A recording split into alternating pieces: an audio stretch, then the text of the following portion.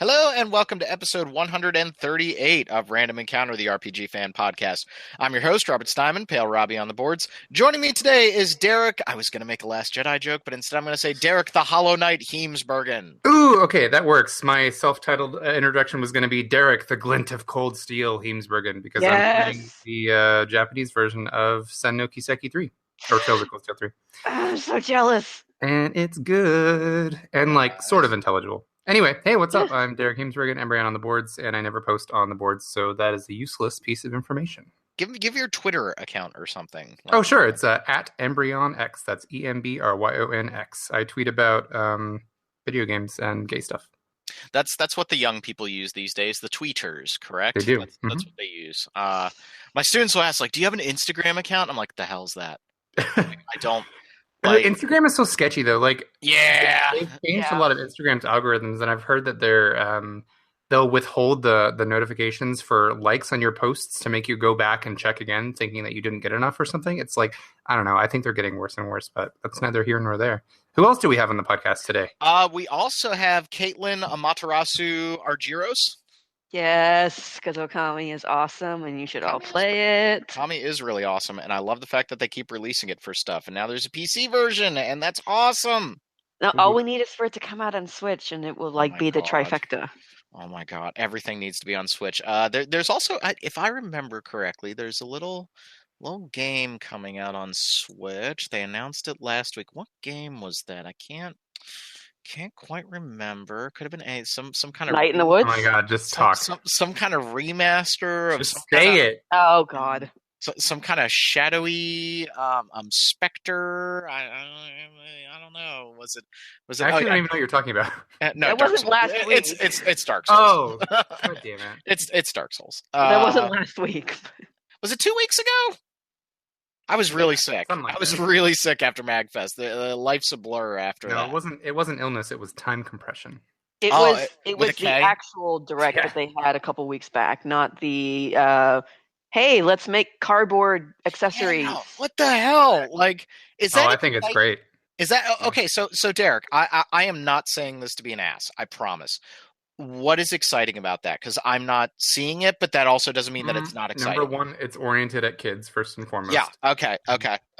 And second of all, if you looked at any of the design sort of documents or explanations for it, I think it's really encouraging kids in a sort of STEM oriented way to understand construction of things, and it has step by step instructions as you're building it that encourages you to understand what you're building, each piece, one piece at a time. Oh, now that you put this together, see how the infrared is going to hit this button, and if you press it down, try it right now, you'll get this sound out of it or whatever. So I think that it's actually really encouraging kids to do some mentally stimulating construction and creative type projects rather than just being a video game that's a pain in the ass to put together, if that makes sense. Because I think a lot of people are reading it like that. Ugh, what, you want to sell me $70 of cardboard and I have to put it all together myself? It's no, kids like to build stuff. And the idea here is to get them to think about what they're doing when they build it. And it's also just creative and unique. So, well, now that you're bringing it up like that, now I'm thinking about, could I actually get that into my classroom and get my students to, because I think one of the being a science teacher myself, one of the things that I really struggle with is in a lot of science labs, it's a lot of oh, find the slope. And then the kids find the slope and they're like, oh, great, I found the slope. That's awesome. So I try to give the kids tasks. And one of my favorite labs that I do over the course of the year is here's a projectile motion launcher. You need to hit the target. And I'm not going to let you launch and figure out where it's going to land and place the target. You have to figure out based on data where your projectile is going to hit, and your grade is determined by the target. And I make it really like Dark Souls, where I'm oh, A, you defeated Orstein and Smo using your fists, and B is you beat Quill. Let me have some fun, Derek. All right? Let me have some fun. Maybe I'll make a Dragon Ball Z at some point. But yeah, that could be really useful in the classroom and something that kids could get their hands on. So I appreciate you explaining that to me, because I think it was one of those things where I realized right away, this is not being targeted to me as a gamer. And that doesn't mean that it's bad, and that doesn't mean Nintendo's crazy. That just means I don't understand what they're doing. And I think you articulated it very well. Oh, thanks. Well, and I don't know if it's going to be for me either necessarily. And I'm not trying to be smug or condescending about it. I just think that there have been so many nuclear takes about this on the internet that's like, holy hell, you guys need to calm down and realize that maybe they made this actually for children for once. And like, and I know plenty of people who play with Legos and stuff in their, 30s and 40s. Like, that's fine. It has nothing to do with like, you having to be a kid to appreciate it. It's just realize who it is oriented at before you start making these ridiculous criticisms of like, oh, Nintendo behind the times again. Like, no, they're just making something that isn't oriented at you. And also, this isn't something that I saw on Twitter, so I don't mean to take credit for it, but somebody pointed out that like it's hilarious that those are the same people the same people who jump on Nintendo for being too out of the box or too weird are the same ones who want to see like the 2000th first person shooter come to PS4 and Xbox One. Like, yeah, those aren't creative anymore. Those are way less creatively interesting than anything Nintendo was doing with Labo, even if I don't really care about it necessarily. You know what I mean? So I don't know. Just like, also, we don't always have to be really loudly aggressive about everything as soon as it comes out. Sometimes you can just like talk about it normally and figure it out as you go. Hot takes are a terrible invention. I just get really frustrated by the dialogue. It's like, Jesus, people, calm down. And I'm not saying that I don't, like, I'm sure I've done it before too. And like, I'm not perfect in any means. And I'm sure I've been negative about things when I didn't need to be. But like, I try not to be actively. Yeah. So I was like, it was totally not what I expected, but it was kind of cool. I mean, I thought it was really neat to see, they give you this sheet of cardboard and you punch it out and then you're creating it. And some of them looked incredibly complex with, I guess, rubber bands and moving parts. And I'm like, I don't even know if I can build that. And I'm, 32 years old. So. Right, yeah. It's not something that I'm probably going to spend money on, but I think it could be really cool for kids and for even grown-ups that want to, get a sort of hands-on interactive experience. I like how they're designing these different things to interact with the system, like not just, you have your screen sitting there, but to actually make it a functional tool that you can use with the Switch, which is really cool. Yeah, I agree. Yeah. Okay, cool. I'm now interested, and we'll see where they go with that. And Derek, I 100% agree with you. I love people like, oh, this is the end of Nintendo. I'm like, you do realize the Switch is spelling better than the Wii right now. Like that's something that I was like, that's never going to happen again, and here we are. Yeah, like, and I don't give a damn about being able to say I told you so or not. It's just like, no. If y'all would just calm down for half a second, then you wouldn't look like such idiots when things, don't go your way. I saw another really good tweet about that earlier today, actually, and I don't remember exactly what it said, so I'm not going to articulate this super well. But it was just saying something along the lines of, if you're the type of person who feels like you always need to like really loudly, aggressively, comment upon whatever's happening, especially when it comes to like creativity in the gaming industry, if Nintendo succeeds with this venture, the medium will expand. Mm-hmm. If Nintendo fails, the only thing that's going to happen is that they're going to be like, look like, the medium will not expand. And then the people who yelled about it are just going to look like jerks. Yeah. Like I was saying to a friend, I would think it'd be really cool if down the line, when the technology becomes more accessible and cheap, if we could expand this to like 3D printing. Yeah. Like, imagine if they, like with the Switch 3 or whatever, this would probably be 2 or 3 or possibly 4 console generations down the line. But imagine if we had a peripheral that you could plug into the Switch and actually 3D print things and then have them work with the Switch for different applications. I mean, the Game Boy printer tech stuff. Jeez, yeah. Yeah. So I can't even imagine. Cool. Yeah. So 2017 is over, and as is kind of par for the course for the show, we like to take a look back at the previous year, some games and maybe some news stories that caught our attention and we feel really passionately about, and then take a quick look into 2018 and what we're excited about. Guys, I don't think Kingdom Hearts 3 is coming out next year. I just for this year, you mean? Yeah. Yes, 2018. I wouldn't be surprised. I kind of agree with you there. But let's talk about 2017 a little bit. And the game that I actually want to start with was a game that came out very, very early, and I think all three of us kind of fell off of it, even though we really liked it, and we're all looking to get back to it. Man, Yakuza 0 is an awesome freaking game. It really is. And it's like some of the other games we're going to discuss later in this episode, are games that were just sort of victims of timing, and that they were excellent games that released around other excellent games, and then our attention was just diverted elsewhere. Yeah, I haven't played a game that's captured the spirit of Shenmue quite like Yakuza Zero, ever since Shenmue came out. And I know there have been other Yakuza games in the interim, but I just never really, I don't know, nothing drew me to them. So when I finally jumped into Yakuza Zero, which is a great starting point for people who haven't played other Yakuza games, as it's a prequel, I was just like totally drawn in. I think I don't want to start with a huge criticism, but I think that some of those cutscenes I think we've discussed are just like way too long-winded. Where it's just a bunch of people sitting around having very long, drawn-out conversations. But I think it crafts such fun atmosphere, and the atmosphere is actually, the playable, explorable area is quite a bit smaller than I anticipated. But that's okay; it feels intimate because you can explore. What is it? Kamurocho? I don't remember what the name is. Kamurocho. Yeah. Yeah, you can explore the city, and it's pretty small, but it's so densely packed, and it feels really alive. And it's full of all of those weird, zany Yakuza side activities, which for me is like the biggest draw. I'm just really into the weird stuff, like the slot car racing or baseball mini games and stuff. I don't know why, but I get really into that kind of stuff in games like Yakuza because it provides a fun contrast between the serious moments in the story.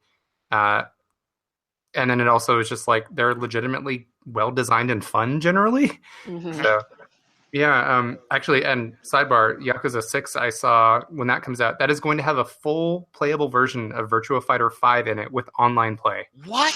Like what the hell is that? Oh my god. Yeah. Because that one actually takes place in semi-modern day. So I've gotten back into Yakuza 0, and I fell off of it because, as Derek was saying, just so many games came out so fast last year. Like I remember Resident Evil 7 came out like right around Yakuza 0. Like holy crap! And getting back into it, what I've come to realize about Yakuza 0, and it's a lot like Persona 5, which I'm very guilty of not playing enough of. I need a lot of time to play those games. I can't put 15 minutes into Yakuza 0 because you can't get into a whole lot of trouble in 15 minutes. Like you'll start a story beat, the cutscenes can go a little long, or maybe you do like a batting cage mini game. And so like I need to set aside like 2 or 3 hours to really sit down and dig into Yakuza. And I've managed to do that over the past couple weeks. My wife was kind enough, like I came home from work one day and I was like, babe, I need like serious introvert time. Like I've been like running around like an idiot for 4 days. I need just me time. And so she was like, pour yourself some scotch and just play some Yakuza. And like 3 hours later, I was like, I freaking love this game. Like I was just into it, and I was watching the cutscenes, and I didn't feel rushed. It's meant to be played at a leisurely pace, and so this isn't a game of like high octane, like crazy action. Even though the combat can be really really fun, it's meant to be kind of absorbed. Like you're supposed to let these stories wash over you. I love how characters just like come out and just they're like Majima-san, and they're like they want to stop you and ask you for help. You kind of just have to breathe it all in. And it's a really, really cool experience if you give it that time. Mm-hmm. Majima is just amazing, isn't he? I don't like his fighting style as much as Kiryu, though. I love Kiryu's brawler style. Like, I've gotten so good with that I just, like, annihilate 20 people in a row. And I feel like Majima, like, unless you're using the slugger style, he just feels a little underpowered. Like, maybe it's just because where I am in the game right now, I'm in, like, end of chapter 11. But I don't like his fighting style as much as Kiryu. Kiryu's brawler style is just so damn satisfying. Yeah, like, and it's fun and funny too. Like a lot of those attacks are just kind of hilarious. He stuffs a bunch of nails into somebody's mouth and then punches them. It's just like, what? Like, why? And of course, it's like you never kill anybody. Like you never kill anybody. Like you just do these horrible, horrible things to them. And Yakuza 6 is right around the corner. Kiwami came out, which was the remake of 1. I bought that because it was like $20 on Amazon Sale. On Amazon, me too. Yeah, I bought it. And so Yakuza 6 comes out in March. The jump between Yakuza 0 and Yakuza 6, if you watch videos for Yakuza 6, that game looks insane. Like, because remember, Zero's running on an engine that was designed for PlayStation 3. It came out on PlayStation 3 and PlayStation 4 in Japan. But Yakuza 6 is like the first time that they've developed a game from the ground up for the PlayStation 4, and it really shows. Like, Right. it looks super. There are things in Yakuza 0 that drive me a little nuts. Like, I hate when you use a heat action, like the camera breaks away. And almost all the time when I come back from that camera breakaway, somebody just like punches me right in the mouth real quick. And I'm just like, God damn it. Like that kind of stuff makes the game feel a little older than I think they anticipated. But Yakuza 6 looks great. And then it also really, really makes me want that Fist of the North Star game that they're making right now. Oh yeah, Like the that weird thing. Yakuza crossover. That thing looks insane. Like, it's got the 80s anime aesthetic going on. It's based off of, one of the most bloody, violent, Mad Maxy animes of all time. I really hope we get that in America. Like, please. They put out a survey last year, like, anybody interested? And I was like, how many times do you want me to fill this out? Like, I'll just keep just keep filing them away. Yeah, keep filing it away. So yeah, Yakuza 0 was great. I was really happy that the Giant Bombcast Game of the Year podcast, they talked about it so much, and that's what got me back in. I was just like, man, I did let that game go after about 20 hours, and it just totally absorbed me again. Really, really great stuff. Yeah, good game. Who else has a game that they really enjoyed this year? I'm sure you guys have other games. Horizon. Yeah. Yes.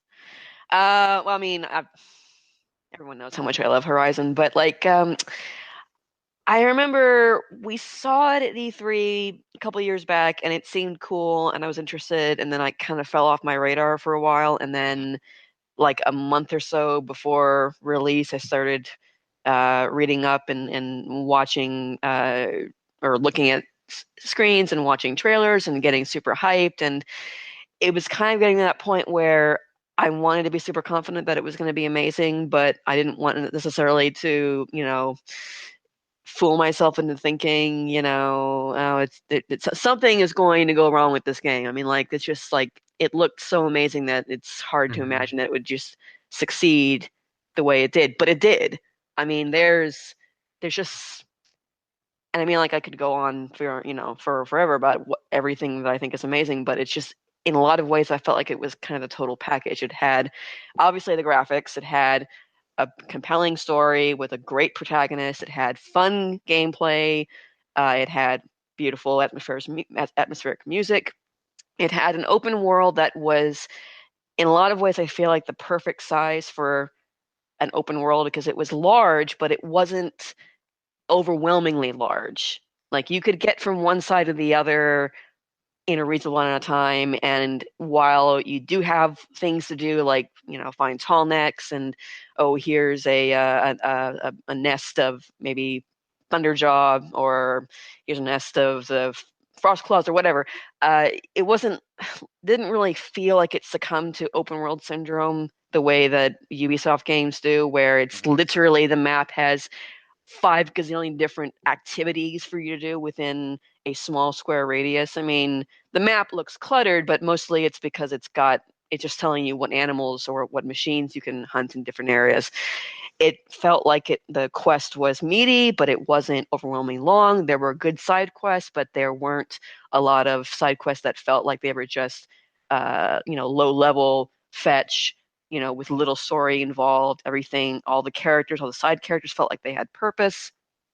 And it was an amazing experience from start to finish that I enjoyed playing multiple times. And then the DLC came out, and that was also really great DLC that came out within the same calendar year as the game itself. And that's pretty impressive when you think about it. So it's my personal game of the year, which you'll see when we get the editor, the personal awards up. So I loved it.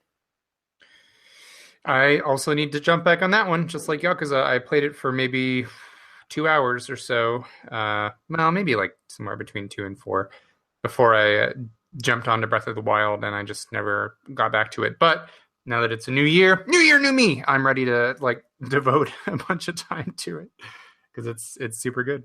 Do Yeah, it. I really want to play it.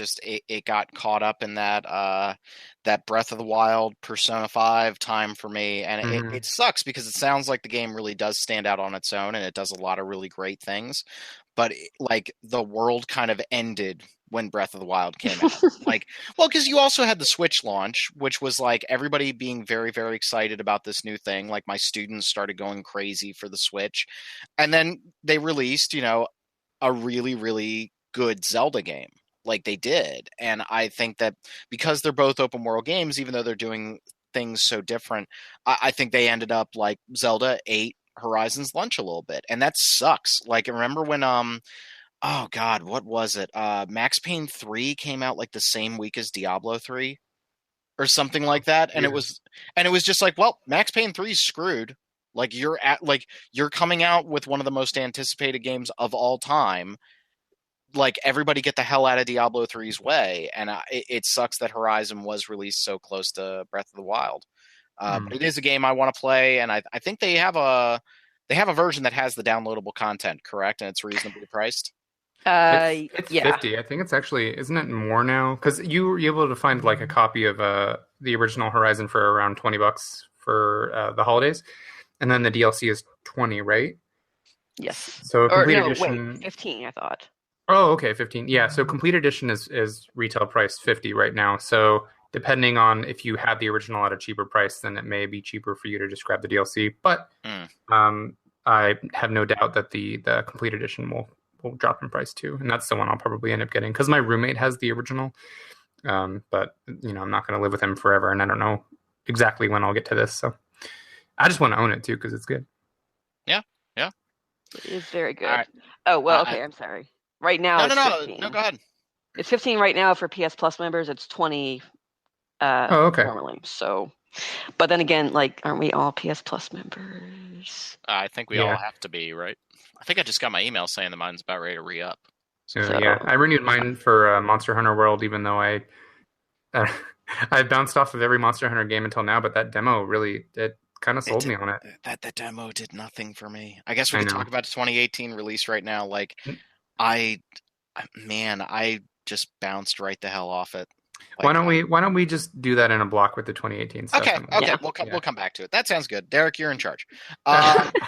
So I guess we got to talk about the elephant in the room, which is Breath of the Wild. Which I think for me, like I've had like a year to really think about Breath of the Wild, and to be honest, I actually haven't thought about it that much. Like it was one of those games that I just like burned super bright on for like 2.5, 3 weeks, and then just fell off, and I have zero desire to touch it again.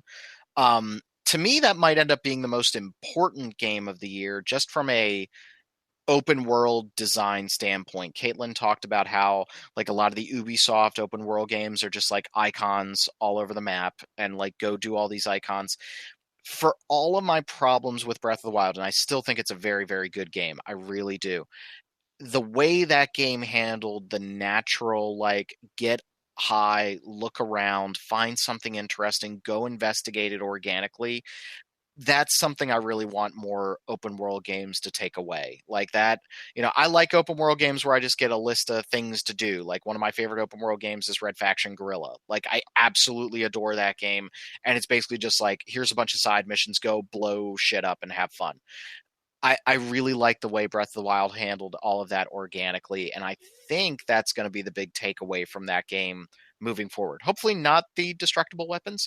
yes, right. please. Yeah, let's not have weapons made of butter and fear. Like, let's actually like have, let's actually like give me, if I get the goddamn wait. Master Sword. Salted or unsalted? What am I talking? Clearly not salted. Always Okay. salted. It should be salted. It's salted by the time Rob is finished with it. Yes, Yeah. Yes. absolutely. Just it's all the salt. But no, it's like getting the goddamn Master Sword in that game and having it break or lose power, and I have to wait. Like that was one of the most like disheartening moments of the year for me. But like Breath of the Wild does so many things so well, and I think developers are going to take things away from it. It might take them years to figure it out. Like, I don't think we should expect like the next Watch Dogs game to be like Breath of the Wild. It took how long for Assassin's Creed Origins to get a lot of Witcher 3 in there. But I think Breath of the Wild could be one of the most important games of the year, if that makes sense. No, I agree. I I agree totally from agree. an open world perspective. Sure. Everything else about Breath of the Wild I really didn't like, but I loved the world. Yeah, and I'm happy to hear they're doing another one. And well, because duh, the sun Of came. course, come on. But I think that I want them to really look at the formula. I'm weird. I want my traditional Zelda dungeons. Like, I just do. And I thought the Divine Beasts were a very, very poor substitute. I think they need to decide if they want to include more RPG elements, because that game feels like it's sorely lacking, like, a real upgrade system and real loot, where I think that would have made the game a lot better, a lot better for me. But, overall, it was a very, very impressive experience, something that I liked a lot, as my wife just brought the puppy downstairs. Tell us about your puppy. What kind of puppy is this? Was he whining for me? Well, we're in the middle of recording, so I can say hi. This puppy does not like me. What are you talking about? This is your new dog, right, Rob? Yeah, I thought you said this puppy like comes over to you and sits on you and falls asleep. Well, he already has, and now it's a little basset hound puppy, and now he's sleeping on me. And I think he likes you. He was like wandering the couch trying to find you. No, he wasn't. Yeah. Okay, so Breath of the Wild, definitely very, very enjoyable. Do we think we get a handheld Zelda before we get another big Switch Console? release? Yeah, really? I would say so. You mean like for 3DS? Yeah, for 3DS, or even like a small Switch game. I was gonna say, tough to say if it'd be a 3DS one or not. They continue to support the 3DS long beyond where I thought they would have. Seeing as for me, like, I don't want to play stuff on my 3DS anymore. I just want to play it on Switch. Yeah, but I could see them doing like a Link Between Worlds style game on the Switch at a lower price. That makes sense. Mm-hmm. Yeah, but who knows? Or maybe they'll just do both and say, here's a version for 3DS and for Switch. Pick your poison. That could it was a cool game, but like those DLC packs, they did not interest me enough to come back. They didn't interest me enough to come back. And I'm still in the middle of the first one. I got to like the first save point in it, and I lent it to a friend, and then she gave it back actually just like 2 or 3 days ago, and I haven't gotten back to it yet, but I will eventually. I'm so sorry. Are those puppy noises? That's puppy doing his best howling impression right now. He's whining. Oh, baby. Well, for 2017 releases, I have a pretty long list, and I don't want to go into super detail on most of these, just because I think we've discussed a lot of them at length, and there's not really any need to have rehash the same discussions over and over. But okay, so just kind of quick hits. So Stormblood, Final Fantasy XIV's second expansion, I think was excellent. Had a really, really high quality story that resonated with me, and I felt like it was super well written and great atmosphere. It was just fun from start to finish. And while I think that the post-launch support for the patches hasn't been quite as high quality as it was for Heavensward, it's still good. And there's like a patch coming out for it in about 10 days from this recording. Rob, did you hear about what they're doing in 14? So I heard about the Final Fantasy Tactics stuff. I've been muting myself because the dog's been whining. Oh, okay. They're adding the Phantom stuff. Yeah, they're doing they're doing like a Kefka thing. Steven, they're adding. It's going to be a bunch of bosses from Final Fantasy 6. Can I suplex a train? It's probably. It's the new round of Omega or Raid bosses are going to be Final Fantasy 6 things, which probably means that Kefka will be the final boss. The V8 boss, I guess, would be, or the OS, depending on what shorthand you prefer.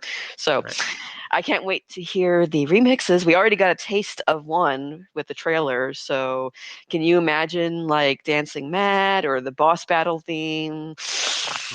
They're already working on it. Or Decisive Battle, rather, I should say. Not boss battle, but... Well, isn't the Decisive Battle already the song that plays for Ultros? And am I thinking of a different song? I don't know. I never got far enough in 6 to fight Ultros, so... Oh, okay. All right. Well, anyway, so Stormblood, one of my top favorite games of the year, favorite experiences. I think it was really good, and I'm excited to see what happens next. Nier Automata, we've talked about that a whole lot. Rob, you mentioned that playthrough B just didn't happen for you, and that's a bummer. But I listened to like all the spoiler stuff on Giant Bomb, and we've talked about doing a spoiler podcast for Nier Automata. I really, really like all the messaging in that game. I do want to have a discussion with you at some point, Derek, about the fact that the one of the things that that game does is exactly the same thing from Nier, and I don't know how I feel about that. Like, everybody kind of saying how amazing of a reveal that is, and I'm like, well, they did that before, but is this maybe okay because they, not a lot of people played that first game? I don't know. I think also maybe there was a little bit more of a social unifying element to Yes. that, but I know what you're talking about. Yeah. That's true. And I like all the directions of that story, but when I started up Route B and I started doing the hacking minigame, as much as I love the hacking minigame music, and that is like so cool to have those 8-bit tracks come in with the regular overworld theme and how seamless that is, I just could not get into the way 9S played. I just really couldn't get into, and everybody was saying you just need to barrel through this because Route C is so absolutely amazing. But that combat system never developed into anything that I was really impressed with. This has kind of been the story of 2017 for me in a nutshell. That map and quest system was abysmal. Like to the point of like when you apologize for it in game, you're being cute, but you're also pissing me off, like substantially. Yeah. Well, maybe we can do a spoiler cast and really get in depth on a lot of that stuff. I really don't want to spend too much time on each of these because there are two that I do want to talk about. So I'm going to blaze through the rest of this list. Persona 5, landmark game in terms of audiovisual design. It's beautiful to look at. I spent, well over 100 hours with it, and I loved my experience. I didn't think that all of the themes were especially resonant this time around, but I still love the game overall. Rakuen, which is the game by Laura Shigihara. You might know her from the music from the game To the Moon, which we did like a huge coverage blowout for many years back when it came out. It's just like the super indie game. You might think that it's an RPG Maker game when you look at it, but it's actually built with like a custom engine. It's just like a really beautiful and poignant story of this young boy who's in a hospital and goes to another world and like has all these fantastical creatures and stuff. So it's kind of like an adventure on his deathbed fever dream kind of thing, a la I was going to say Eternal Sonata, except he's not a famous Polish composer. But anyway, Rakuen, beautiful experience. Highly recommend that. FF12, The Zodiac Age, amazing. Like probably the best remake of a game I've seen. Yeah, that was oh my god, you made me forget about Dragon Quest VIII. Okay. So we talked about Zodiac Age a lot, and I was shocked because it took them, in my estimation, it took them 2 more tries to really make Final Fantasy XII something amazing. And I know Final Fantasy XII resonated for a lot of people. We did our 30-year write-up of Final Fantasy, and I talked about how when I played that game in college, like it was one of my biggest letdowns. Like I was super excited to play it. I could see all the pieces, and I really wanted it to work.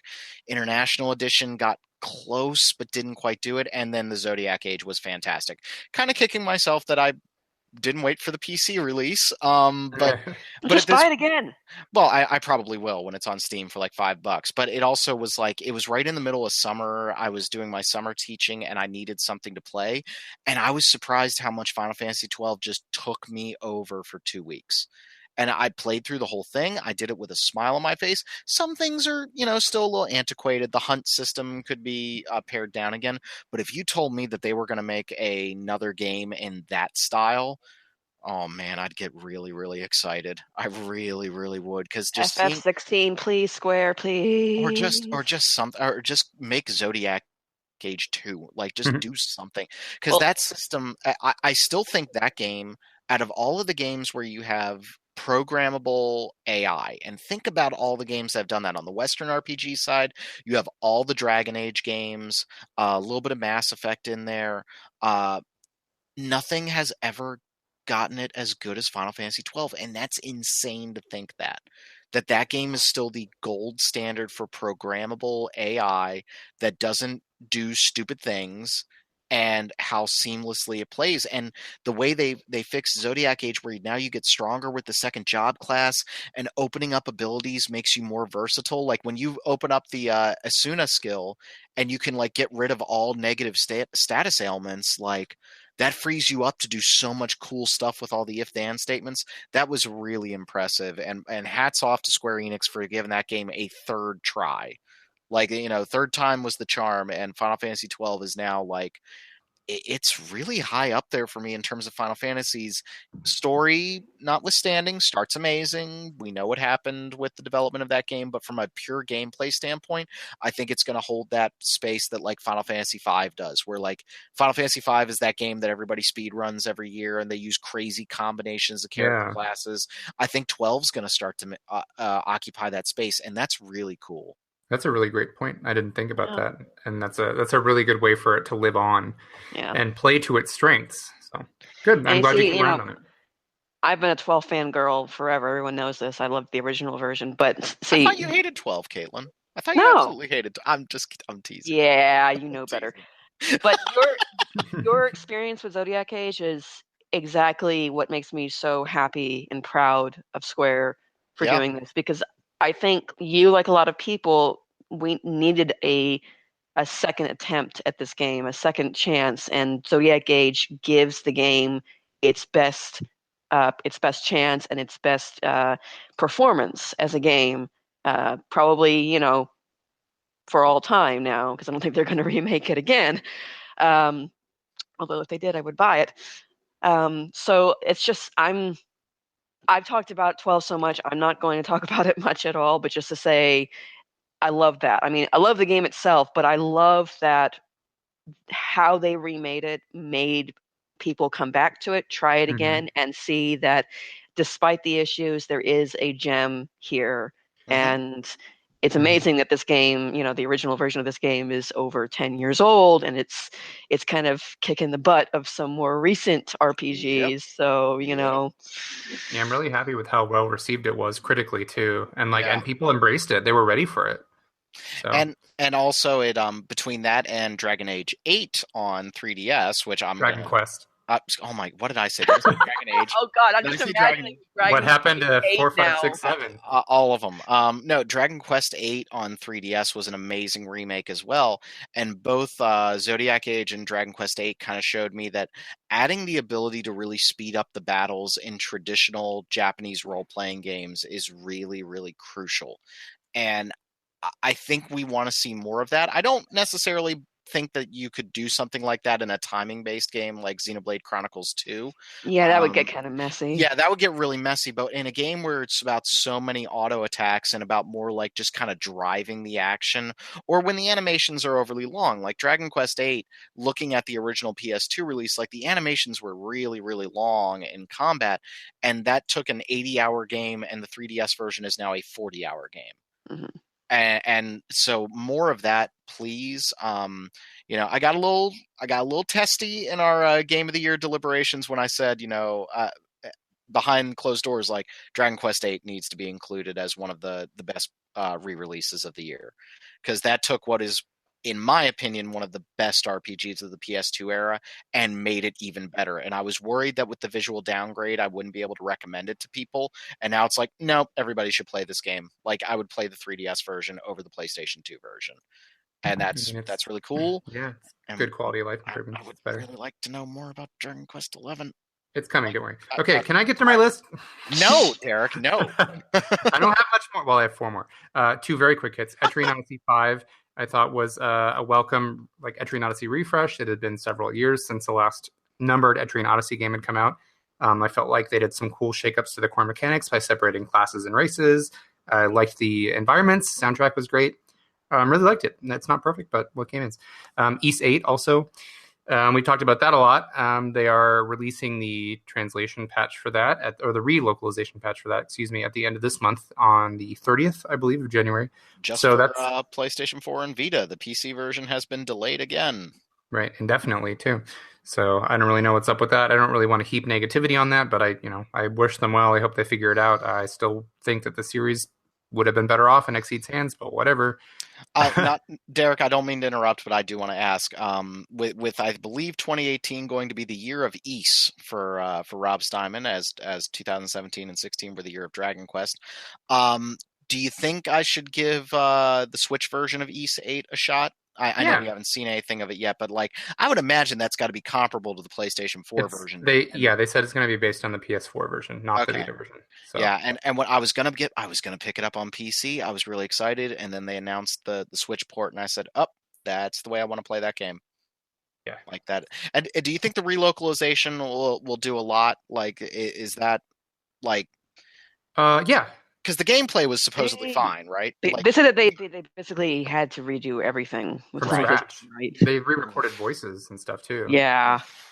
Oh boy. So, and also because it bears repeating, a lot of people have like exploded into rage over the localization over time. And while I appreciate the willingness to criticize about localization, because localization does make a big difference in games, it's not like incomprehensible.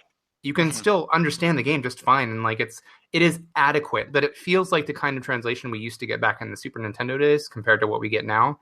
And given that the series has always had a really good localization ever since Xseed got a hold of them, like we know what that series is capable of, and this just felt like such a step backwards. And it's just full of clumsy stuff, like they're really obvious Japanese translations of stuff. And I've already talked about this before, so we don't need to keep beating it down. But yeah, I think that the new localization is absolutely the best way to experience it for the first time. So.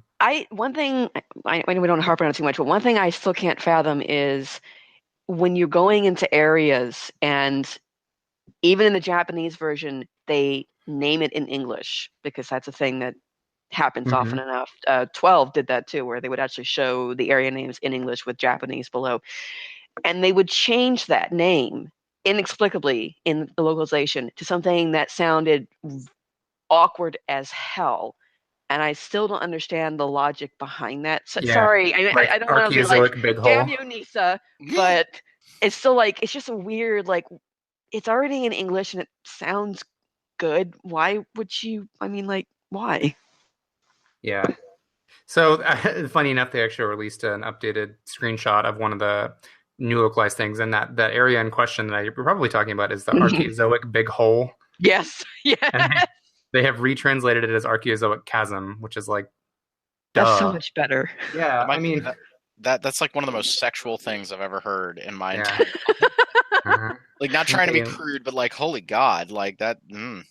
Damn, that hole is Archaeozoic. Okay, that sounds like a hentai they used to have in the back of like a Blockbuster video behind the curtains. Like, oh my God. And the curtains smelled so bad. Anyway. All right, 2 more on my 2017 list. Right, I know I don't mean to take up so much of our time or anything. It's just I think a lot of us have stuff to say about several of these things too, so I hope it's fostering good discussion. 2 more, Trails in the Sky Third. That came out in 2017, believe it or not, and I kept looking back, like, did it really come out in 2017? Because that series, has had such a tumultuous release schedule up and down, and I almost forgot that it came out because I played it, I loved it, I recommended it to people, and then it just sort of faded from my memory when it came time to do the Game of the Year lists, and I think that's unfair to it. So Trails in the Sky Third did an incredibly good job of wrapping up the Trails in the Sky trilogy. Featured a good main character, Kevin, who was in the second game, and he really came into his own in the third game. I just really appreciated that it was just a like super solid ass turn-based JRPG, and it did a lot to resolve a lot of character arcs and open the door for more stuff in the future, some of which is still being explored in future Trail games. So yeah, Trails in the Sky 3, I'm just so happy that came out and that we got it all, and that we got a really high quality version of it. They did a great job, I think, on that localization, which I always feel like I have to preface this. I'm really nervous about talking about Xseed stuff in general because I did work for them once. So yeah, this is not me. I'm not paid in any way to endorse their stuff. I just think they're a good company and they do good work. Anyway, yeah. And so my last one, okay, this probably doesn't fall super within our coverage. It does have damage numbers and stuff. And, but I'm going to talk about it anyway because I make the rules. If I would have played this any earlier than December 30th, 2017, then it would absolutely be in my top 5 games of the year, and that is Hollow Knight. Yeah, oh my God. Yeah. You Hollow went Knight nuts on this game. Is incredible. I played it for probably like 30 hours over the course of 4 days or something. And I mean, I was spending every waking moment of free time I had playing Hollow Knight. Hollow Knight is, like a Metroidvania style game, 2D. And I know the word is beaten to death, but it's the most succinct way to describe what kind of game it is. So it's an action platformer where you progress through areas and you can go back to old ones using abilities that you find, etc. You play as this little bug knight. He looks kind of like a stag beetle, I guess, with a little horned helmet. And he's really cute. And you're just exploring this like super atmospheric, melancholy, ruined world where there used to be a bug kingdom and like hardly anybody is left, and most of the people who are left are weirdly like they've gone insane or they're possessed by something. It's hard to tell. The story it's definitely there. There's the story for sure, but it's not spoon fed to you, with mandatory cutscene after mandatory cutscene. There are some throughout the course of the game, but I just really appreciate the sort of openness of its design. Like it never tells you where to go, and yet I never felt super lost. And if I did start to feel like, I'm not sure where I should go, am I going the right way? I could usually still progress, even if it, seemed like it was harder than it should have been or whatever. And it's not like the enemies have like high levels that make it impossible to kill them or anything, because you can still get through whatever you want. And I would love to see some speedruns of this game, actually. But yeah, Hollow Knight, I think, is impeccably designed. It has one of the best atmospheres I have seen in a video game in a very, very long time. And as much as I hate the comparison, it is the most Souls-like game that isn't called Souls that I have played in a really long time, that I enjoyed. I loved it. It was like taking the Souls concept of, if your character dies, you have to go retrieve your body, more or less. And it's, it's punishing, or challenging, but not overly punishing kind of thing. It translated that into a medium that was palatable for me and accessible for me. And it's like, I don't know, it tickled my fancy. It pushed my buttons, and god damn, do I love Hollow Knight. I super, super recommend it when it comes out on Switch this year. Yeah, and that's the version I'm waiting for. And they're working on free DLC for it too. They've already come out with one or two things, so... that just, again, the Switch is my preferred platform right now. It's quickly starting to actually replace my PC as long as the ports are good. And I really have been excited to play Hollow Knight. I was bummed that it got pushed to 2018, but it's another one of those cases of I want the game to be good. So, like, take your time, release it. Is there, I don't know a whole lot about it. I've been purposely keeping myself in the dark. Is there equipment like a Souls game or like Assault and Sanctuary, or is it like, No, really? No, you can level up your weapon. Like you can get ores and take it to a blacksmith and just level it up, but there's only one core weapon. There's lots of like spell type things that you can get, and you can alter the way that those work. Basically, you have trinkets, I think they're called in the game, and it's like you have notches on your belt, and each trinket takes up a different number of notches, and you can sort of think of them as like. They're just charms, more or less. So it's like, equip this one and you can triple jump. Equip this one and then your spells do double damage. And they have a lot of unusual ones, like equip one and then you'll have like a little swarm of flies around you that'll protect you from enemies.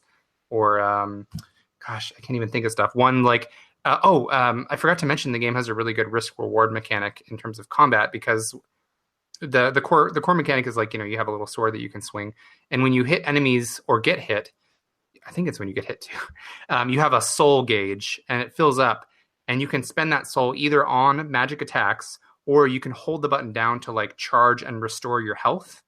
And you can only store a certain amount of soul at a time. So it's like you can charge enough by default to like restore 3 units of health, but it's slow and it's gradual. And so you really have to weigh if it's safe for you to get away from an enemy and like hold down the charge button. So there's things like, if you hold down the charge button to heal, you turn into like a slug that can move around while you're healing, or you turn invisible or whatever. So yeah, there's like a lot of freedom in figuring out how you want to set up your character. And so it doesn't have numbered equipment that you can buy at shops. It does have a lot of shops, and you can buy trinkets there and stuff. So like the final boss is pretty damn challenging. And when I was looking up some people's advice online on what kind of builds to use, I saw stuff all over the place. Like some people were like, go really magic heavy. You should equip all this and you should do this attack. And then other people were like, oh no, I went full melee. And, and they all were viable. So there is some RPG-ness to Hollow Knight, which is sort of what I'm using to justify me talking about it here. But I'll just wrap it up by saying that Hollow Knight, if you're interested in the sort of atmosphere of a Souls game, but they don't jive with you, like they don't jive with me, please try Hollow Knight. Even if you don't like Souls, I think Hollow Knight is just an incredibly solid, sort of open action platformer that has amazing art and audio design. So please play Hollow Knight. That's my endorsement. One of us. Okay, I talked a lot about my games, and I have a whole list for 2018 too, but I'll move through that one a lot faster when we get there. All right. So Caitlin, anything that we missed there in Derek's cavalcade of insane video games there? So I have a few. One of them would be Night in the Woods. Yeah. Which was just an amazing experience. I I remember I didn't even know this game existed before E3 in 2016. Like, Yeah. and I think I only checked it out because I think it was Fenner, Robert Fenner was talking about it, and I was like, hmm. So I watched an interview with the creators, and they had some gameplay, and I was like, wait a second, you're telling me that I get to play as a flippant, sarcastic college dropout girl who happens to be a cat, and everyone they're all animals, and it's got this gorgeous side-scrolling art style, and you're just going around your hometown, hanging around with your friends, and oh, there might be some supernatural shit that you have to figure out. I was like, sign me up. And then I played it and actually streamed it blind, and that was a really fun experience for the site. And I just fell in love, I think, from like the very first hour of the game. It's incredibly smart in its writing. It is relatable as all heck. It is heartfelt. If you do not see yourself in May or one of her friends or one of the characters, then you must be like a zombie or something because it's, I mean, I said it's relatable. I mean, like these characters, they feel like they have issues that we can relate to as real people. You know, even May dropping out from college and having to deal with everyone asking her questions about why she dropped out. And one of her friends was my absolute favorite character in the game, Beatrice. She's just an amazing collection of obviously a lot of pent up issues with family issues and trying to figure out what she's going to do with her life, and is her life just going to be kind of what it is here in this sort of dying Rust Belt kind of town. It's a mining town, basically, is what it is. And her relationship with May and the frictions that they have because of May's going off to college and piecing out and kind of thing. It's a beautiful relationship that I love to death. And then, of course, it has amazing music. It has possibly my favorite soundtrack of the year, although Xenoblade 2 came in right at the end there and kind of beat everything else off with a stick. But it's an amazing soundtrack. There's a ton of music, 2 full albums of hours of music, and all of it is worthwhile listening to. So I love the game. I bought it twice because I was like, I want to play it on my PS4, but I also want to play it on my laptop. And now it's coming to Switch next month, February 1st, I believe it's coming to Switch. And I'm going to buy it again because, of course I am. So it is totally worth, I think, everyone checking out. You will fall in love with it. They updated the existing versions with the Weird Autumn edition, which adds additional hangouts and also gets you access to some of the pre-release, the Kickstarter games that they made before the game came out proper. So there's a lot of stuff to check out, and whether it's PC, PS4, Switch, check it out. I cannot recommend this game well enough, or enough. Possibly well enough too, because I'm stumbling my words a little bit. But yeah, it's good. It's very good. It's on my list. It's part of that list of 2017 games that just escaped me, just like Yakuza and Horizon and a whole bunch of other stuff. But yeah, I really want to check it out now that it's coming to Switch. Well, unlike Yakuza and Horizon, it's a lot shorter, so you can get through it a lot faster. You should be able to probably get through it in like a couple days at most. Yeah. So. Most of. And there's replay value, a lot of it, because almost every day you're choosing a friend to hang out with, and you can only pick one. And both of the stories, the 2 main friends that you're hanging out with, Greg and B, they are both very, well written and worthwhile stories. So it's worth playing through the game multiple times to hang out with different characters. And now that the Weird Autumn edition, which I haven't gotten around to checking out yet, throws in even more hangouts, I'm sure there's going to be even more cool stuff to find. So yeah, so play it. Okay, I will. Yes. Be a trash mammal. Don't be a trash mammal and play Night in the Woods. You got it. So I agree with everything Derek said about Stormblood. I thought it was a great expansion, and I still think Heaven's Word is better, but we have a couple patches of Stormblood left to sort of get the story out there. So I'm reserving a final opinion on it as an expansion until we're done with Stormblood. But it's been a lot of fun. Obviously, we talked about 12 already, so I'm not going to mention that, but that is definitely on my list. I really enjoyed the PC port of Trails of Cold Steel. Oh, yes. Um, So did I, since you got it for me. Yes. Yeah. Which, thank you. You're welcome. I gotta share the Trails love, right? Oh, yeah. Yeah. I mean, I'd already played it, on PS3, obviously, but I was super ready to jump into that again. So Yeah, it's probably the best version of the game because it improves everything. You've got the graphics, obviously. It's not a super graphically intensive game to begin with, but obviously on PC you make a lot of improvements, and it fixes pretty much all of the performance issues that the PS3 and Vita version had. That is, frame rate issues are pretty much non-existent. So if I know, Derek, that kind of bugged you when you were playing the game. So on that's Vita, it was a problem. Yeah, so that's a thing of the past. They even did the amazing thing, and they recorded extra dialogue. Most notably, Reen. There's almost no areas of the game where Reen is the only non-voiced character amongst like 10 plus different people all speaking. So it feels a lot smoother and more natural. It's not 100%. There's still plenty of non-voice stuff, but it's nice that they went back because they could have just ported it as it was and left it alone. Yeah. But it's nice that they did that. They're doing the same thing with Cold Steel 2 when that comes out on PC, presumably later this year. And it is a great port. So I didn't mind, of course, getting it twice. If you haven't gotten the first, the original version of the game and you have a PC, even just a moderate PC, you don't need super specs to play this game. I'd recommend you get the PC version because it is the best version until we see what the PS4 version looks like whenever we get that down the road, because the PS4 version, could end up being basically the PC version on PS4. So, yeah. Let's see. Brief mention for Assassin's Creed Origins. I have not played a lot of it, so I don't want to necessarily say it's super amazing, but what I have played of it, I have enjoyed more so than previous Assassin's Creed games. Assassin's Creed 4, I'm looking at you.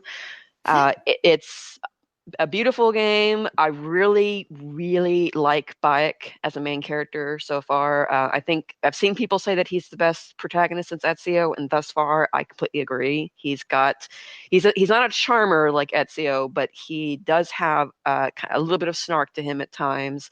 But he's also a really compassionate character, and he's really good with kids. I love him with kids.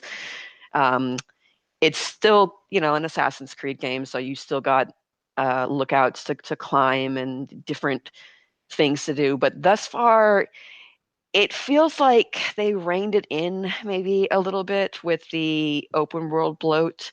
And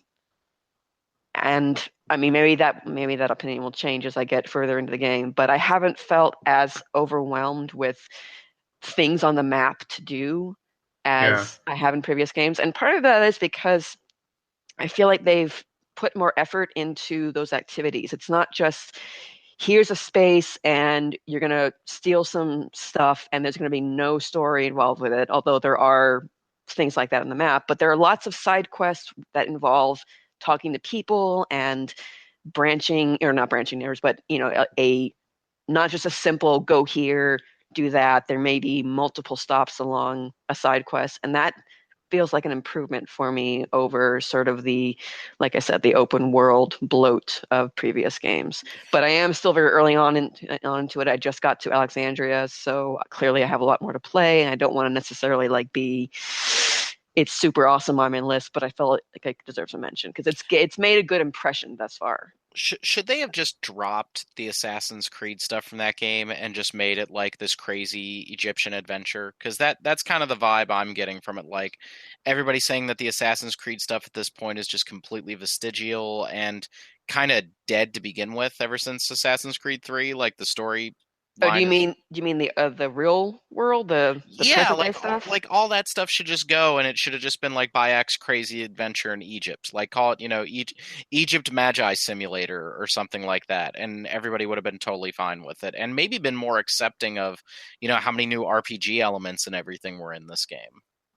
I haven't gotten far enough to make a judgment on that. I only just in my last session got the first real world or present time segment, and so I don't really know how it fits in with everything or if it's going to fit in. The one thing I will say that does kind of piss me off is that they canonized the crappy Michael Fassbender film with this. There are references in the present time portions to characters from that film and to the wacky umbilical version of the animus that they use in the movie. So I'm kind of like, I mean, maybe I shouldn't be surprised because clearly they had to license the film in the first place. So it would be kind of weird if they didn't make it official. But at the same time, it was a shitty movie. And I'm just kind of like, why? Can't we just pretend that it didn't exist? Can you please just, I don't want to think about this. If we all had to live through the Super Mario Brothers movie, then we all had to live through Assassin's Creed. And frankly, I think we should go back and we should make it. Hey, We I should make like it. the Mario Brothers movie, okay? It was awful, but I liked it. We should make it canon that John Leguizamo is Luigi, and everything makes more sense. Yes. We should canonize that. Then John Wick becomes really interesting. I think it's time for a John Wick video game. Like I want that gun kata in a video game. Yes. I love John Wick 1 and 2. And also Assassin's Creed Origins, a lot of talk that they took a lot of influence from The Witcher, like lots of quests and lots of storylines going on, people that need help from crocodiles and stuff. I'll admit I was a little intrigued to play that, but there's just too many games. Like that Yeah. that's a game when like I don't know, the next console generation starts up and there's not a lot to play, I might play that on PC. Yeah. Let's see. Other games. Okami HD. The second Okami HD because we previously got it on PS3 years back. But this, what? Oh, sorry, What? my wife is communicating with me in the Oh, background. sorry. I will mute myself when I do that. I apologize. Thought I was being quiet. So Okami is a great game, and we here at RPG Fan, we decided, we're covering Zelda, so really we should cover Okami, and I'm totally okay with that because I have been just goo goo gaga for Okami since the very first trailer that I ever saw for the game, and this is the prettiest version of the game because it has 4K support, and oh my god, that's pretty. But it's just an amazing game, and it's available now on more systems, including Xbox for the first time ever and PC for the first time ever. So there's more places to play it than ever previously, and it's a worthwhile game to play either for the first time or if you're like me to play for the second or third time or possibly even the fourth time if you got the Wii version of the game too, which I did. So I love it, and it was a great surprise to have that at the end of the year, so gotta love Okami. And then finally Xenoblade 2. I love the game. I really do. I am not saying it's perfect. It does have its issues, but I will just say I was interested. I liked it from the beginning, but there were some plot points earlier on that made me kind of like, I don't know where this is going. I'm not sure if this is going the direction I want.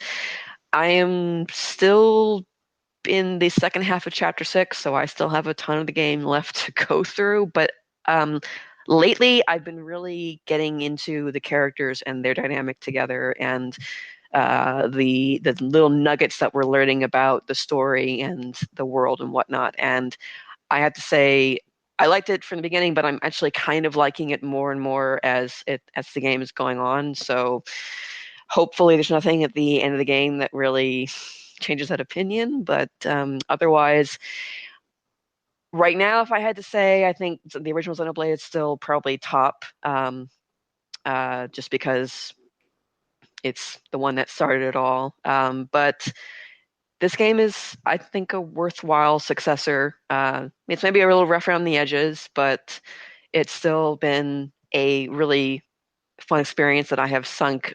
This is embarrassing. I've sunk over 100 hours in the game, and I'm only in chapter 6. And Whoa. there are people that cleared the game in about 100 hours. So, like, yeah, I'm really bad, guys. I'm a super slow player. Nothing wrong with that. If you like it, yeah, if you like it, you like it. And I think I get what you're talking about with those story beats. I got to the part where I was chasing after a maid robot, and that's about when I tapped out. Yeah, I think chapter 4 is a little weak. Yeah. It was great to have the development for Tora, but it also felt like it was filler content almost. It's a weird game that I think again, I have no insight into this, and I'm not sure what happened with it. It feels like it's a little rushed. It feels like they were trying to put something together pretty fast for the Switch. I think there are good ideas that could have coalesced into a fantastic follow-up to the original Xenoblade Chronicles. I'm probably not going to finish it. It's just not holding my attention enough. I think the combat's great. I could really... God, the combat is amazing. Yeah, I want that announcer like announcing everything in my life, just like tornado topple, and I'm just gonna keep doing that over and over again. And I'll play the next Monolith game. I definitely will.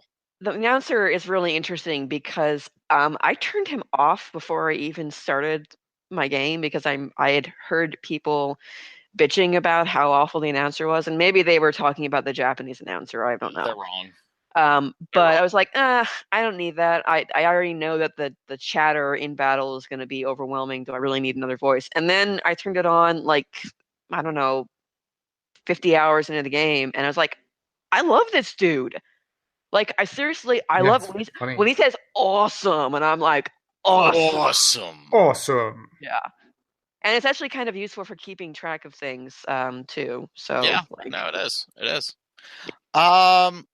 So I think the only game that I didn't bring up in my list of 2017, and I think the entire site is filled with Philistines and people who did not play this game and did not give it the goddamn respect that it deserved. XCOM 2 War of the Chosen was absolutely incredible. And that's coming from somebody who bounced off the original release of XCOM 2 hard to the point that I despised that game and couldn't stand it. Firaxis did a really, really good job going back, fixing that game up. And then War of the Chosen adds just enough like JRPG bad guyness to it to, I think, make it far more appealing outside of the traditional Western strategy RPG focus. And that ended up being a very, very intense experience, deeply personal. I have yet to tell Jackie that she died in a momentous moment in that game, taking the kill shot on a Chosen's stronghold and dying in the process. I knew I was basically sending her to her death, but it was either her or the entire crew, and she sacrificed herself for the good of the mission. Yeah, I still feel really guilty about that. But it was an amazing moment. Just get her something really nice to make up for it. I got her a freaking puppy. I think I win. I think I won. Wait, did you have a say in that? I thought you said she just brought it home. Well, but I said yes. Wow.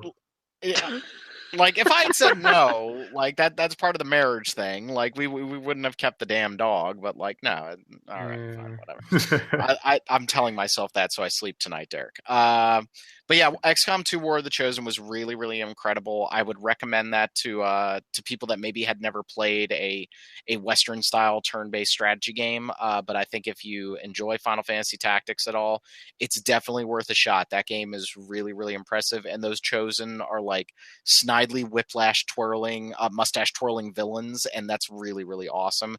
And more of that. We need more of that in video games. Some more of that personal touch. Everybody thought the Nemesis system was going to become like the biggest thing ever in video games, and it hasn't really taken off, but I think XCOM 2 does a lot for it. So yeah, XCOM 2 was pretty damn amazing this year. And Rob, go ahead. Yes? We need to talk about Prey. We do need to talk about Prey. Prey was really good, and I totally forgot about it. I got Prey because of you, actually, because you were so hyped on it, and then I checked it out and was like, oh, this looks This looks like BioShock meets Dead Space, but possibly better than both of those games. And I in a think it was. way, it kind I of think it ended up was. being both better. I think the problem with Prey for me was that it ended. The ending is very controversial, and I totally get what they were going for, but it kind of has the arcane, like you choose your ending at the very end, kind of a lot like Human Revolution, Deus Ex Human Revolution, Yeah. and it kind of suffers for that a little bit. But Prey felt very, very organic. It felt a lot like System Shock. I like the horror elements in it. I think the upgrades were really, really fun. It was in a lot of ways, looking back on Dishonored 2, Arcane's other game that came out recently, I think Dishonored 2 is more replayable, but not nearly as satisfying. Like, it's fun to screw around with those powers in Dishonored 2, but I think ultimately that game ended up very, very hollow. Whereas Prey was like a very deep, super immersive experience.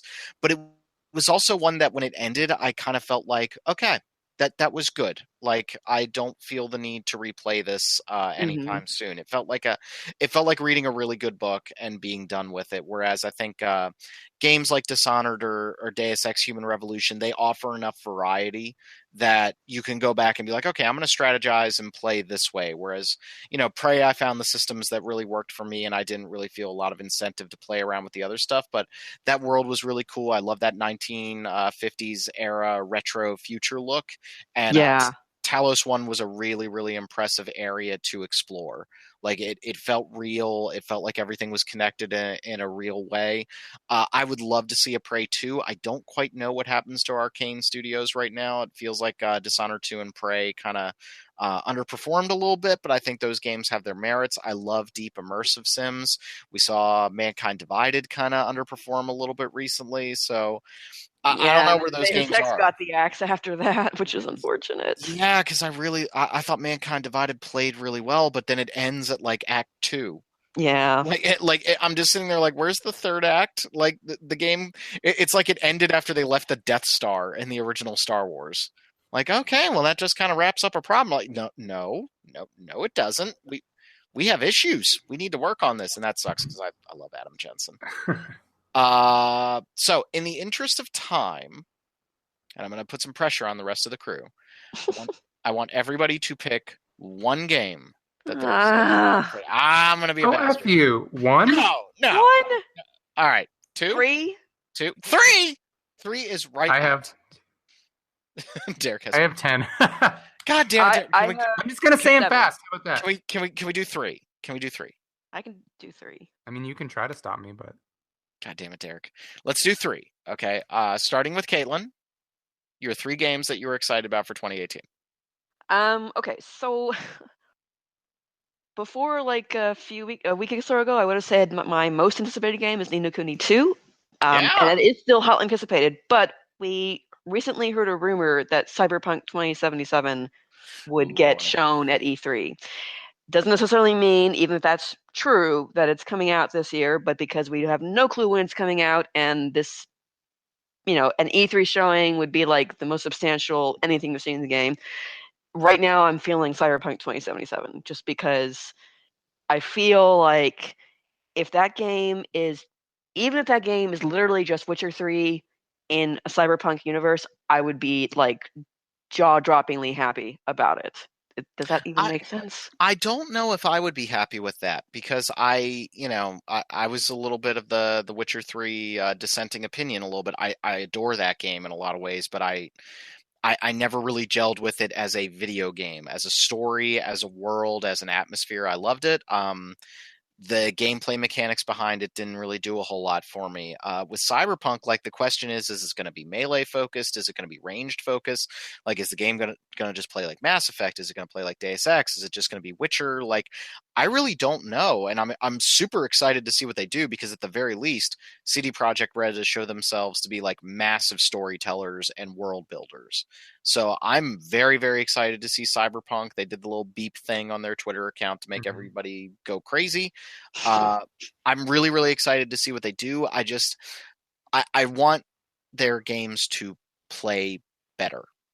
I don't like their upgrade systems. I don't like their combat systems. And I know I'm kind of an outlier on that, but I just want the game to play better. And I think if they choose a path with this next game, like if they just decide to make it just a Mass Effect cover-based shooter, okay, but like dig into that and really make that something special. Don't like do kind of half Arkham Asylum, half Dark Souls with your combat system, because that just I don't. That would be really interesting to see their take on a shooter, cover based or otherwise, because that's not really a thing that they do. They've the Witcher games have always been about melee combat at heart. I mean, you've got a crossbow in Witcher 3, but I barely ever use. I use my crossbow more underwater to instantly kill drowners than any other time. So yeah, so it'd be cool to see then if they did that. I'm really looking forward to seeing more about the game, to getting any sort of hints about the story, and especially to sort of learn about the gameplay systems and how they're going to interact with the world. There's a lot of potential with a sort of futuristic and in a cyberpunk world in general to sort of play with those things and in interesting ways. And I'm really hoping that rumor is true. Even if the game doesn't come out in 2018, which I wouldn't be surprised if it doesn't, I'm just excited and to learn more about it. So, sure. So I mentioned Ni no Kuni 2, and out of the games that are that are definitely coming out in 2018 right now, that's probably my most anticipated, which is ironic considering I really did not feel the original Ni no Kuni. I wanted to feel it, and I loved the art style and the music, but I could not get over the gameplay. In fact, right there with you. I hate the fact that I never finished the game because I just could not deal with that gameplay. And I don't want to necessarily, say that Ni no Kuni 2 is going to be clearly, obviously better than that, but what I've seen thus far looks like it's more up my alley than the original Ni no Kuni's combat. And whether that's going to mean that it's going to be fun and that I'll love it, I don't know. It might still be kind of a pain to deal with, but it looks better, and I'm intrigued by the characters we've seen thus far and the story. So I mean, we're still it's been 6 months or so since E3, 7 months, but I got to play it at E3 last year, and I thought that it felt so much better than the original. So I mean, who knows what they've done in 7 months, but I think that there's very little chance that it won't be an improvement in terms of the battle system at the very least. Yeah. So I'm on board. So March can't come fast enough for me. I'm definitely on board with that game, and I want it to be great. I bought my collector's edition for Ni no Kuni 1, played it for 3 days, and just hated it. Did you see the amazing collector's edition for this game though? Stop buying collector's editions. The super expensive one that has the diorama and then also a statue, I don't even know what it is, but it all looks amazing, and it's I want to, but I don't want to spend that much money. No more collector's editions in my house. I've got to stop. And then my third most anticipated game is Valkyria Chronicles 4. Yeah. Which that was such a pleasant surprise to see that game get announced, and I have not played Valkyria Revolution, and probably won't at this point. If the series was dead and I was desperate, maybe I would have. But now that we've got VC3 or VC4, VC3 would be nice though. Sega, please. Yeah, I'm a happy camper again. It looks like a complete return to form for the series. I mean, even just from the graphics engine is clearly the Canvas engine versus the not quite Canvas, but clearly trying to ape Canvas that Valkyria Revolutions was. And what we've seen in the gameplay looks like just what we expect from an actual new Valkyria Chronicles game. So I'm looking forward to it. Me too. I think you're going to get a Valkyria Chronicles game, which is what we wanted. Yeah, that's all we want, okay, Sega? That's really all we want. Just keep the boob sliders to a limit, and the girls are wandering around in thongs, and I'll be fine. Let's just... One of the things I love about Valkyria Chronicles is that felt like an adult anime without being like all boobs and stuff. Like I really dug that. And it had its moments of silliness, but that's anime in general, and I'm totally okay with that. But it didn't feel like it went insanely moe, weeboo, like I'm uncomfortable playing this. And I'm really excited for that. Hope that Switch version's good. Really want that me Switch too. version to be good. Well, it's coming out later than the PS4 version in Japan, so I wonder if it's going to be like a concurrent thing when it releases here or what. Like, I don't know what the reason is for the delayed release. Maybe they started development on the Switch version later. Or something, but who knows? I just hope that's not a bad sign, but that's like pessimistic, and I don't want to be that way. All right, Derek, you're up. You're just making me go second so you can pick 3 based on what I say. Well, I mean, to be fair, Caitlin picked teasing. one of mine, which was Cyberpunk. So, like, Yeah, I'm just teasing. I'm sitting here thinking about new ones. All right, so it's hard to pick from this list that I have, but I will start with the only Dragon Quest XI. God damn it, Derek! Yeah, I figured that was going to be in your list, but you let me go second, so here we are. Yeah, Dragon Quest XI just looks like the evolution of Dragon Quest in every way that I wanted. I love visually what Dragon Quest XI is doing, and I just want to wander around those idyllic rolling hills and get lost in the towns and play with the battle system. And I don't really expect that much from Dragon Quest XI in terms of story, but I want it to. I mean, I don't want it to be bad, but I'm not expecting much beyond like hero goes on a quest to save the world. If I could get a cool few twists along the way, that would be great. I think I mentioned it before. I'm a little nervous about how they're going to handle Sylvia, the male like circus performer acrobat guy, because in Japanese he's like super effeminate. So I'm a little nervous that they might do like the Enchanted Arms lisping saxophone guy thing. So here's hoping they don't. I mean, you know what? Like, I don't know. If that's the character, that's the character. But like, it has the potential to be really ugly if it's handled poorly. Sure. So I'm just really excited about that game. Funny enough, I was looking at the soundtrack because it releases in Japan next week, or at least like the Symphonic Suite soundtrack, and it's like 12 tracks, and they're charging something like $50 for it. Yeah, we've talked before about how the Dragon Quest games have absolutely amazing music, but not nearly enough. Like, you hear the same tracks over and over and over again, and that bums me out. I agree, and I don't think this orchestral arrangement is every song from the soundtrack, but I actually think that Koichi Sugiyama needs to stop doing the music for the series. I'm totally over it. I think it's too samey. It's good, but I've heard the same soundtrack 10 times now, going on 11. I can't identify which game, which music goes with which game. Neither. I love the music, unless it's 8.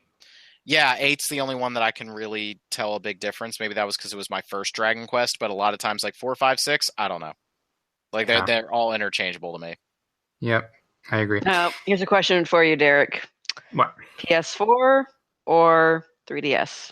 Yes. All of them. My answer is yes. Yep. I'm doing the same thing. I'm buying both of them. I want that bundle. I will buy both of them. And then I will buy the Switch version because I'm a real idiot. Yeah, no, I definitely want both. I think they're just very stylistically different and both kind of scratch different itches for me. So yeah, I just think it looks like an amazing world to get lost in, and I think it looks buttery smooth and really pretty, and I want to check it out. My second one is probably pretty obvious, and since Caitlin didn't say anything about it, Legend of Heroes Trails of Cold Steel 3. I would love to see that announced and released this year. Oh, you're right. English. I didn't. Damn it! I'm a horrible Trails fan. No, it's okay. That's what I'm here for.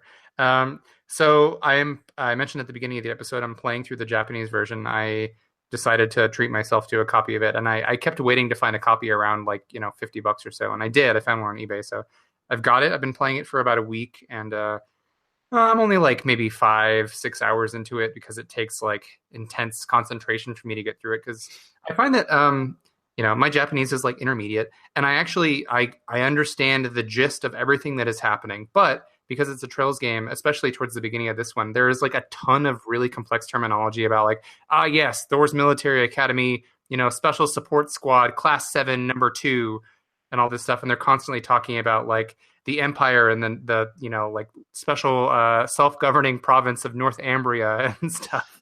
So like I keep looking stuff up because I'm just like, okay, I know they're talking about an area, but I don't know exactly what they're trying to say. But Anyway, my Japanese is okay enough that I'm like following, what's happening, and I'm getting some of the nuances of the characters. But there is, no way for me to get the full sort of Trails experience that I'm accustomed to getting because my Japanese just is not good enough. So, I can see myself continuing to play this all the way through to the end. Mostly, I got it because I'm just terrified of spoilers.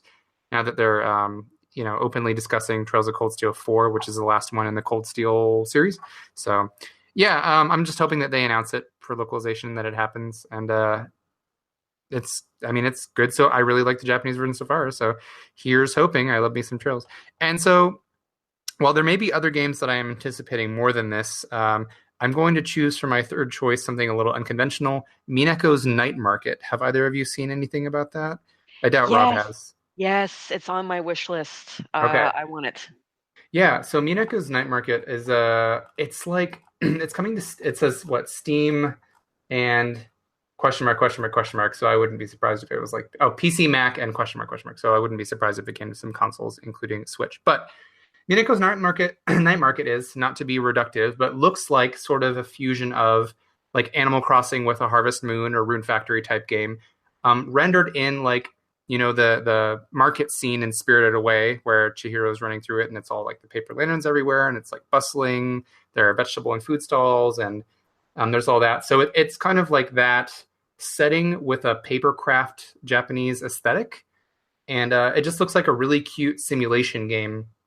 And you can see in the introductory trailer and some of the screenshots, you can see the main character running a food stall and mining and interacting with all these cute characters.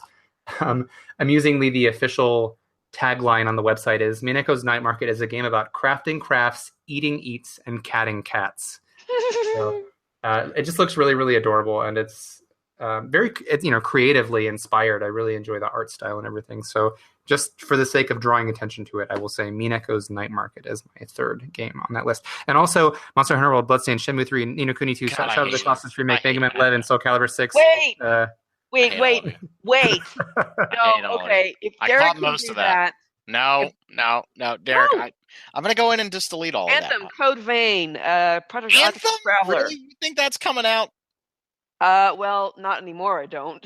Yeah, that game getting canceled. But where do you think so? I think Anthem's not going to materialize. Oh God, yeah. I think BioWare is in some deep shit. Personally, I think they're just because of Andromeda. I think Andromeda.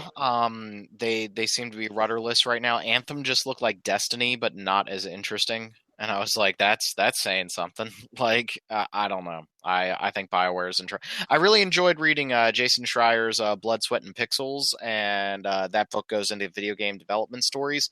And the Dragon Age Inquisition one was very, very interesting. I could deal with another Dragon Age. I kind of forgot how much I liked Inquisition, but I think BioWare needs to have a serious sit down, and EA needs to stop forcing them to use engines that weren't built to make RPGs.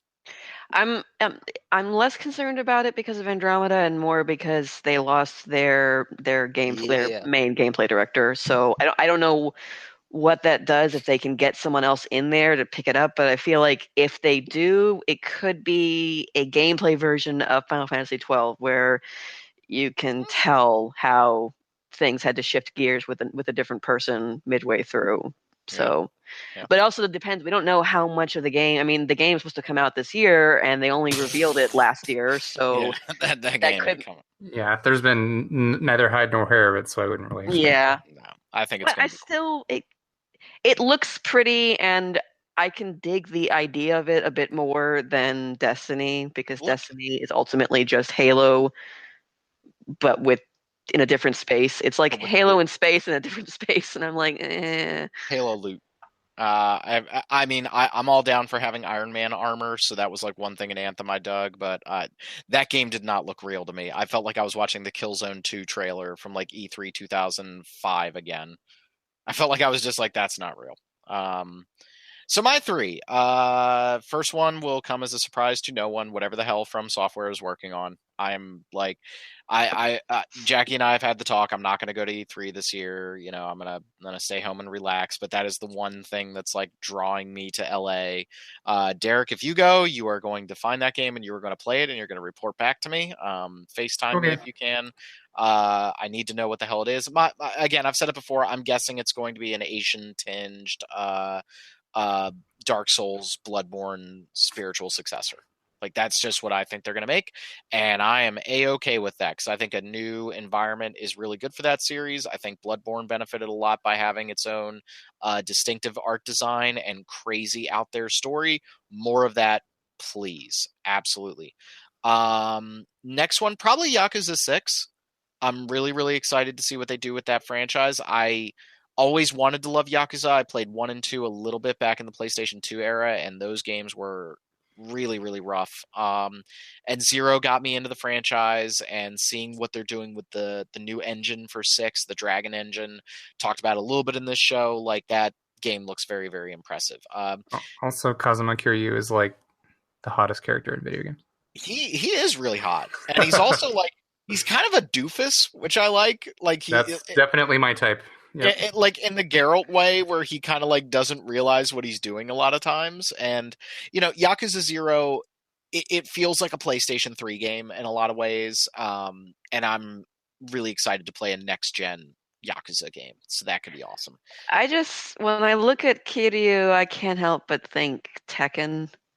Like he's got a little Tekken going on. Like Jin or God, it's been forever. I don't remember character names anymore, but his dad.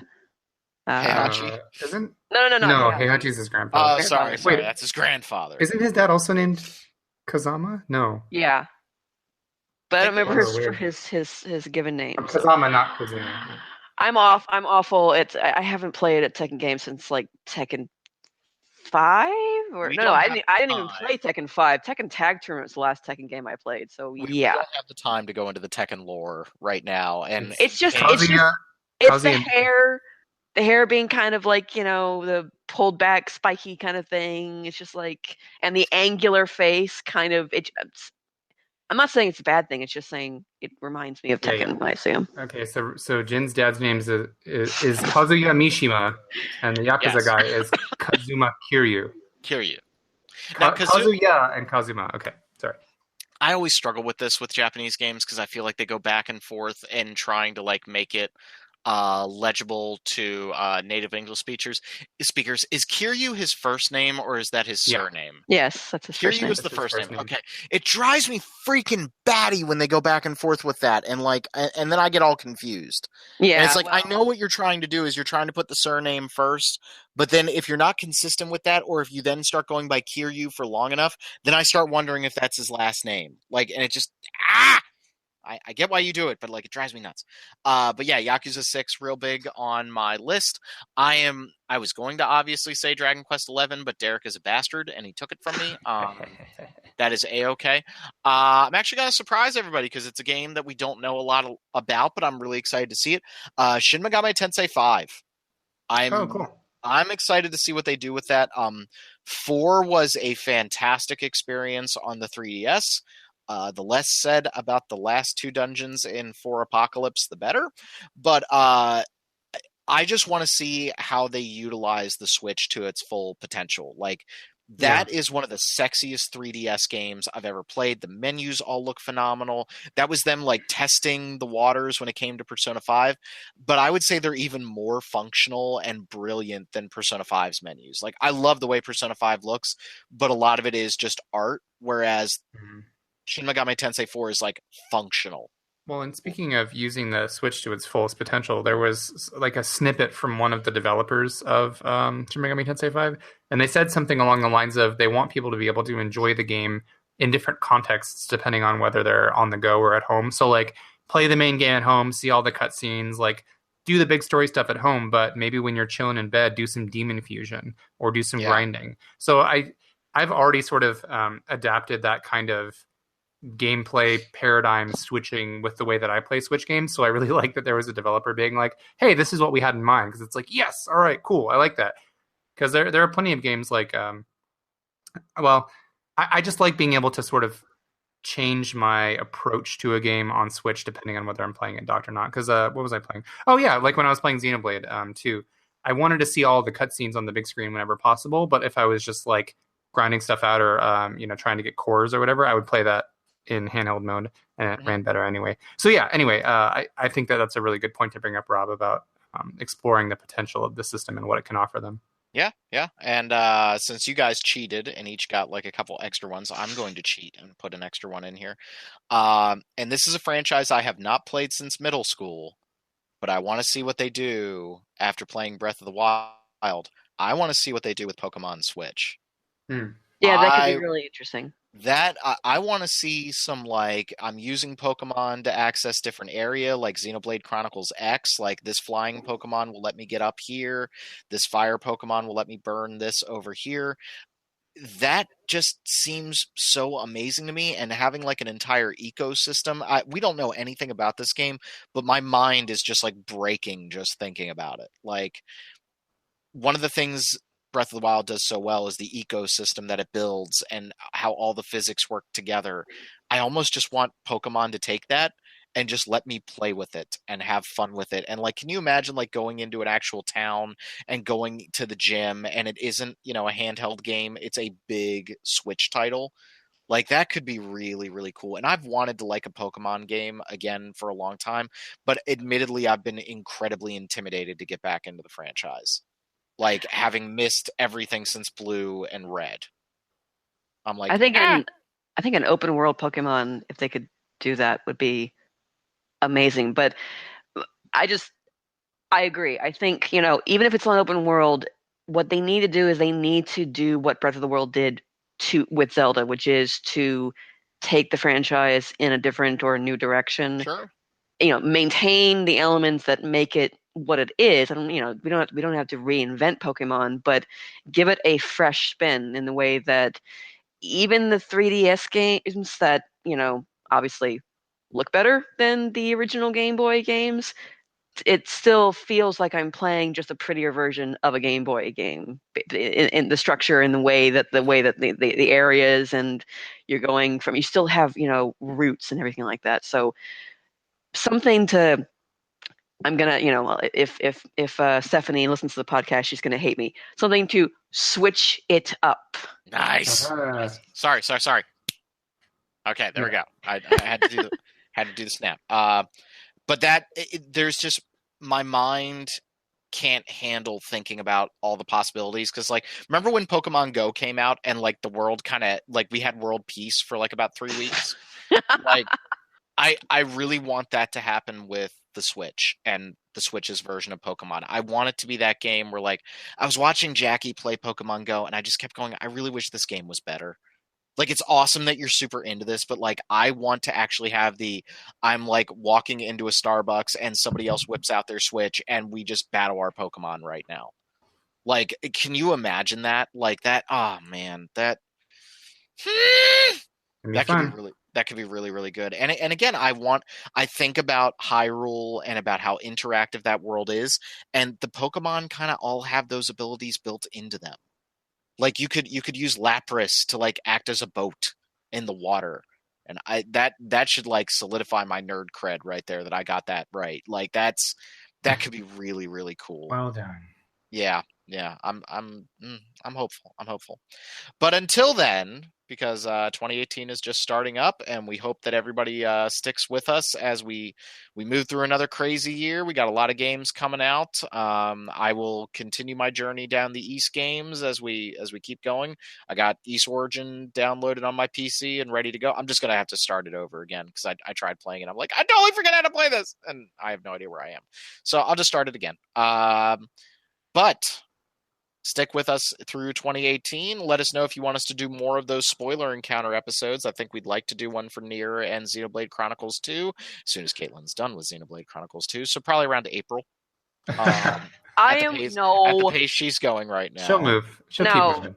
No. I have to have it done before Ni no Kuni 2 comes out, at the very least. And I like to have it done before then, so... Ni no Kuni 2 is March, right? Yeah, it's the end of March. Okay. So for Derek and for Caitlin, we will see you all later. See ya. Bye. Tidy.